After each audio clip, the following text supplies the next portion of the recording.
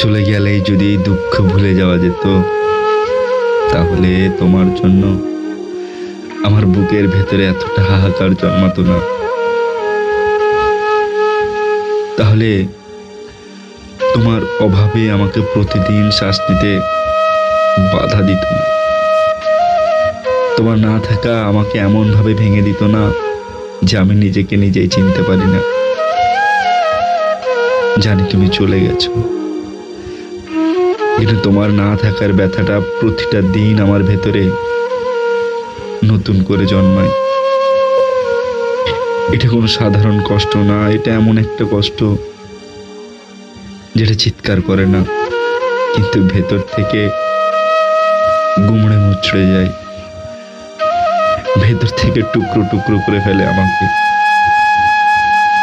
আমার কি দোষ? আমি তো শুধু তোমাকেই চেয়েছিলাম, এই দীর্ঘ অপেক্ষাকে তো নয়। নিজের মানুষকে এভাবে দূরে থেকে ভালোবাসতে হবে, এটা ভাবলেই দম বন্ধ হয়ে আসে। অপেক্ষার আগুনে যেন আমি ধীরে ধীরে পুড়ে যাচ্ছি একাই। এর দোষ তো আমার একা ছিল না।